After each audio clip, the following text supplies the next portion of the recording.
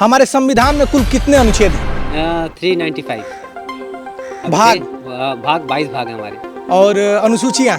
12 सूची मतलब 8 थी, अब बढ़ के 12 हो चुकी है। और अनुच्छेद भी तो बढ़ के हाँ, तो 421 400 450 ऊपर जा चुके हैं, लेकिन हम जो मूल संविधान हमारा 395 है, और आज भी 395 ही देखने को मिलेंगे उसमें आपको। सर एक और सवाल है, हम लोग सीधे सीधे बात करते हैं। हम और आप और सुमित सर जो बातें कर पा रहे हैं, अभिव्यक्ति की स्वतंत्रता अनुच्छेद संविधान के किस अनुच्छेद में निहित है? 19A में है हमारा है, और उसी अभिव्यक्ति की स्वतंत्रता के तौर पर आप मीडिया भी हैं जो हमसे बात कर पा रहे हैं। कौन बनेगा सैकड़ापति? आज मैं पूछूंगा, सर जवाब। हॉट से मैं बैठ गया। हाँ सर, सबसे पूछ रहे हैं। आज पत्रकार सवाल पूछेगा और सर जवाब देंगे।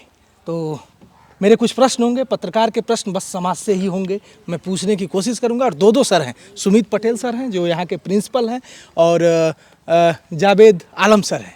तो दोनों लोगों से मेरे कुछ प्रश्न होंगे। सर आप लोग का बहुत बहुत स्वागत है आप ही के इस जुगाड़ू सिस्टम पे, मतलब कि कौन बनेगा सैकड़ापति पे।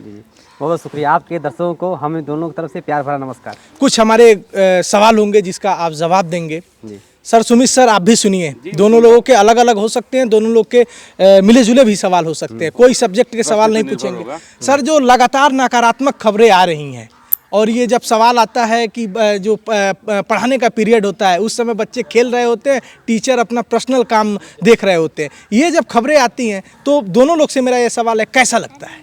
इसमें कोई ऑप्शन नहीं है, मैं आपसे जानना चाहता हूँ। हाँ देखिए, मसला ये है कि अगर स्कूल चल रहा है, स्कूल टाइम है, और उस समय में अगर कोई टीचर कोई अपना व्यक्तिगत काम कर रहा है तो निश्चित रूप से यह निंदनीय है, और इसे ऐसा नहीं होना चाहिए। हम स्कूल में हैं तो हमें स्कूल के दायित्वों को निर्वहन करना है, हमको पढ़ाना है, हमको अपनी घंटी अटेंड करनी है, बच्चों को संभालना है, बच्चों को डिसिप्लिन में रखना है और उनको ज्ञान देना है। हमारा यही दायित्व है, स्कूल के ही काम होंगे और स्कूल के ही काम को हमको करना है। सुमित सर आप? पहले तो ये जानकारी ये जरूरी है जानना कि काम वो वाकई में व्यक्तिगत है या काम एक्चुअल में व्यक्तिगत है कि वो कोई विभागीय कार्य है। ठीक है, पहले तो ये जानना जरूरी है, क्योंकि बहुत बार ऐसा होता है कि हम बैठ के, सपोज मैं यहाँ बैठा हूँ और मैं अपने मोबाइल में कुछ काम कर रहा हूँ, ठीक है, 2 अध्यापक यहाँ पे हैं और 3 क्लास हैं, क्लास समझिए, छात्र संख्या छोड़ दीजिए, तो ये पॉसिबिलिटी तो नहीं है कि बस हर क्लास में घंटी चलेगी, हम लोग कंबाइन करके पढ़ाते हैं। ठीक, बाई चांस मान लीजिए कभी कभी ऐसा होता है कि कुछ विभागीय काम ऐसे होते हैं जो हमें मोबाइल पे करना है।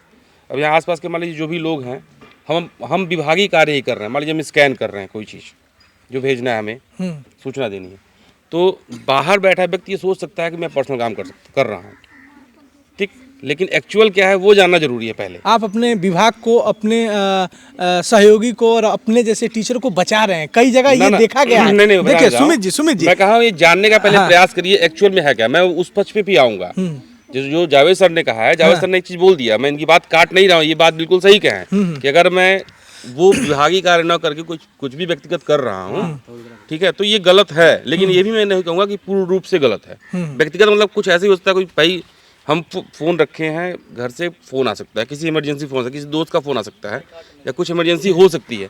तो पहले तो हम ये जाने कि हम किस जो काम वो कर रहा है अगला, वो एक्चुअल में वो करने वाला है या उसको स्किप करके वो काम किया सकता है। अगर मैं उसको स्किप करके बच्चों को पढ़ा सकता हूँ तो मुझे ये करना चाहिए, वो स्किप कर दूँ। लेकिन हाँ, मान लीजिए कभी कभी ऐसा होता है, व्यक्तिगत परिस्थितियाँ ऐसी होती हैं, अगर वो स्किप करने लायक नहीं है तो हम कुछ देर के लिए बच्चों से ध्यान हट सकता है। इसका मतलब ये नहीं कि हम बच्चों को छोड़ देंगे, ये हमारी जिम्मेदारी है, बच्चे हमारी जिम्मेदारी हैं। ठीक है, आप लोग के लगभग मिलते जुलते सवाल हैं। सर ने अपना जवाब दिया, सुमित सर ने अपना सवाल दिया। सर ये जरा दूसरा हमारा सवाल ये है कि ये आप जवाब दीजिए और हमारे दर्शकों को बताने की कोशिश करिए, ये जो कुछ आप कर पाते हैं, बच्चे बहुत चंचल होते हैं, हमने बच्चों की डिसिप्लिन देखी, बड़े अनुशासित लग रहे हैं, कैसे ये संभाल पाते हैं और किस तरह से आप दोनों लोग मिल के प्रश्न बना पाते हैं? ये अपने अपने सब्जेक्ट, जैसे हम लोगों ने सब्जेक्ट बांट रखे हैं, जिस पे जावेद सर का कमांड है जावेद सर देखते हैं, जिसमें मेरा कमांड है मैं देखता हूँ। बाकी ऐसा है कि 8 तक के बच्चों को पढ़ाना है, तो ऐसा नहीं कि हम भी सारे पढ़ा सकते हैं और सर भी सारे पढ़ा सकते हैं, लेकिन हम सोचते हैं कि जो हमारी एबिलिटी है मजबूती, हाँ, जो हमारी एबिलिटी है, हम उस एबिलिटी को पूरा जो है बच्चों पे फोकस करें। जैसे मान लीजिए हम सारे पढ़ाने लगे, ये सारे पढ़ाने लगे, तो हम कहीं ना कहीं जो है ऑलराउंडर कहीं बेस्ट नहीं हो सकता है, किसी एक में बेस्ट नहीं हो सकता। इसलिए हम सोचते हैं कि हम लोग जो है अलग अलग वो काम करें। जावेद सर आप कुछ कहना चाहें? नहीं, बिल्कुल सर का सही कहा है कि हम लोगों ने अपना विषय बांट रखे हैं।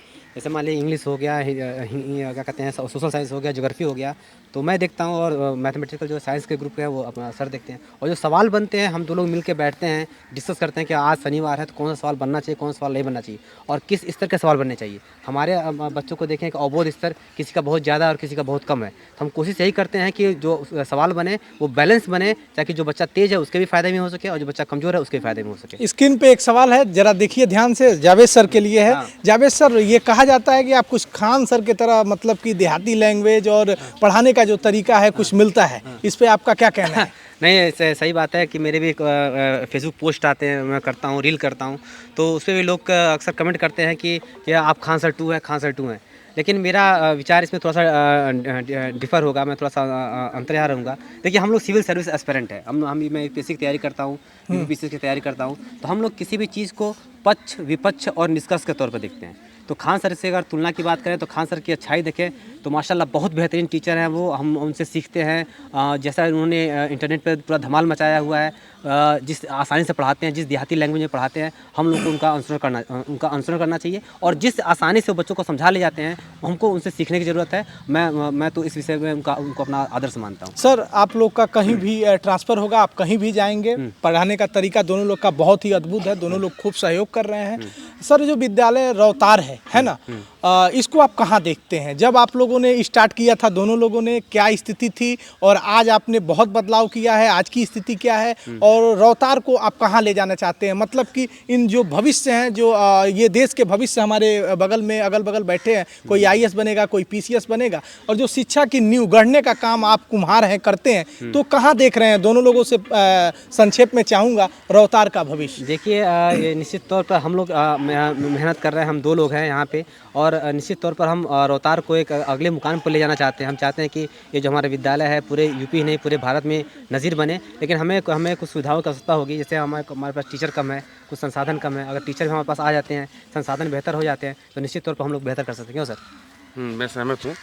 सुधार की जहाँ तक गुंजाइश है कि 2016 में हम लोग एक साथ प्रमोट होकर यहाँ पे आए थे, और यहाँ हम बैठे हैं। अभी तो मान लीजिए जब हमारे विद्यालय को पूरा देश लगभग देख चुका है, देश के बाहर लोग देख चुके हैं। लेकिन ये 6 साल पहले ये जो विद्यालय जो आप कैंपस देख रहे हैं वो बिल्कुल गौशाला था, गाय भैंस बंधी रहती थी, यहाँ पे कुछ बाउंड्री मतलब कोई सुविधा नहीं थी। लेकिन ये है कि 6 साल में हम यहाँ पे एक इंफ्रा खड़ा कर दिए हैं, सुविधाएं भी हैं, हमारे स्मार्ट क्लास भी है। लेकिन अभी चूंकि टाइल्स का काम चल रहा है इसलिए मैं आपको नहीं दिखा, वो सब अभी पैकअप किया हुआ है। तो हम 0 से लेके 40 तक तो ले आ चुके हैं इनको, इंफ्रा हम डेवलप कर दिए हैं। आने वाले समय में हमारे बच्चों की संख्या भी अच्छी होगी, और हो सकता है कि टीचर भी हमको मिल जाएं विभाग से। तो ये मान के चलिए कि हम अपने विद्यालय की तुलना जो है एक बहुत अच्छे कॉन्वेंट से कर सकते हैं। अब जावेद सर से कुछ सवाल होंगे, यूपीएससी की तैयारी करते हैं, यूपीएससी एस्पिरेंट है, बहुत छोटे सवाल, नॉर्मल सवाल। सर, सवाल का जवाब दीजिए, स्क्रीन पे देखिए। हमारे संविधान में कुल कितने अनुच्छेद हैं?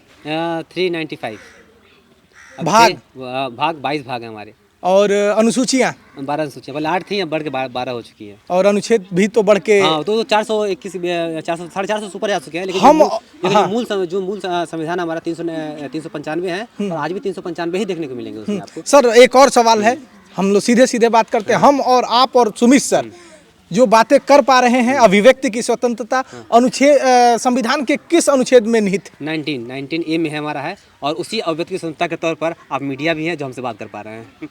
किसी भी धर्म को मानना, उसका प्रैक्टिस करना, किस अनुच्छेद में? 25। सर, अनुच्छेद 30 क्या है? 30 सही है कि जो हमारे जो अल्पसंख्यक लोग हैं, जो हमारे जो भाषाई तौर पर अल्पसंख्यक है, उनका जो क्या कहते हैं, जो संस्थान है, अपने संस्थान चला पाएँ, और जो अपनी मूल संस्कृति है उस संस्कृति को अपना बचा। एक देश एक कानून किस अनुच्छेद में?